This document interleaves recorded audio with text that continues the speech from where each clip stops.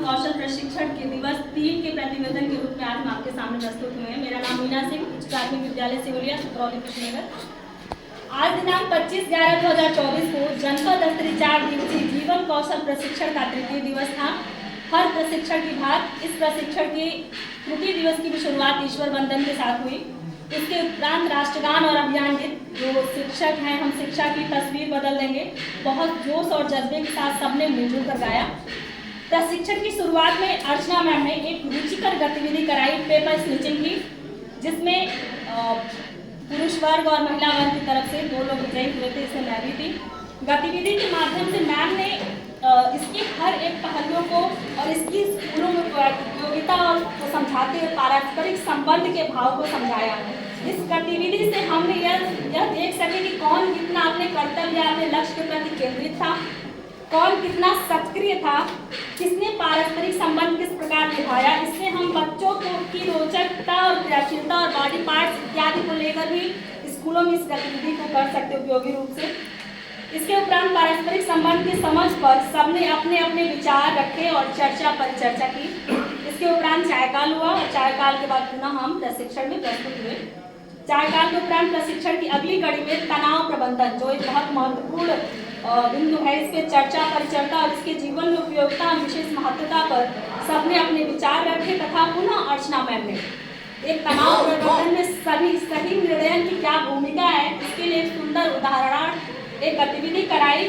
Straw या pen की मदद से स्ट्रॉ पेन का गतिविधि कराया था। स्ट्रॉ को मैंने टेबल पे फैला दिया और बोला कि आप समझिए कि आपके तनाव हैं, जीवन में बहुत सारे तनाव हर कदम कदम पे आते हैं, तो समझिए कि जो स्ट्रॉ है आपके तनाव है आपके, और आपको इसमें से क्या करना है कि आपको एक दूसरे पेन को दूसरे स्ट्रॉ को नॉट डिस्टर्ब करते हुए स्ट्रॉ उठाना इस प्रकार दूसरा वाला प्रभावित ना हो, गिले नहीं।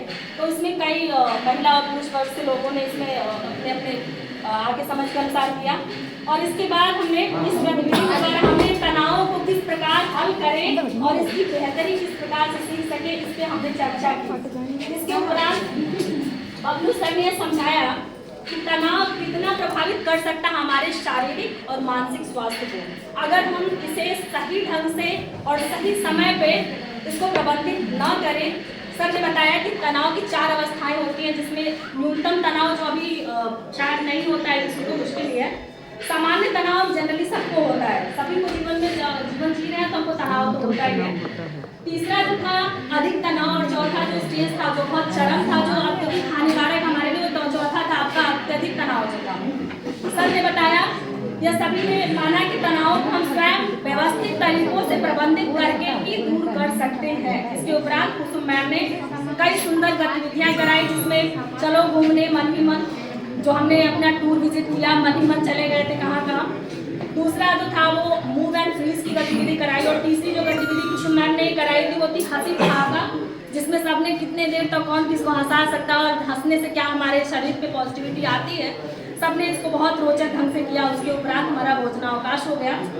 भोजनावकाश के बाद प्रशिक्षण की अगली कड़ी में समस्या समाधान पर चर्चा परिचर्चा हुई, जिसमें कई गतिविधियां, जैसे मेरी समस्या तेरा समाधान, जिसमें सबने कुछ प्रतिभागियों ने अपनी समस्याएं रखी और सबने उस पर अपने अपने समाधान दिए और अपने अपने अनुसार समाधान दिया तथा रोज सुनाओ अपनी बात, किस पर हम बच्चों के बीच स्कूलों में कर सकते हैं, इस पर भी चर्चा हुई कि रोज सुनाओ। सर ने बताया एक बॉक्स बना के रख सकते हैं, कुछ लोग अपने स्कूलों में कर भी रहे हैं, इस पर भी चर्चा हुई।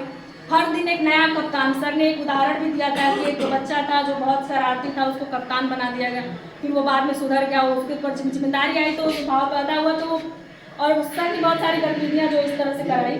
इसके बाद सबने अपनी राय चर्चा परिचर्चा कर गतिविधि के इस प्रकार तरह तरह की रोचक गतिविधियों के साथ हमने जीवन कौशल में तनाव प्रबंधन, पारस्परिक संबंध, समस्या समाधान इत्यादि को सीखते हुए तृतीय दिवस का सफल पूर्वक समापन किया। धन्यवाद।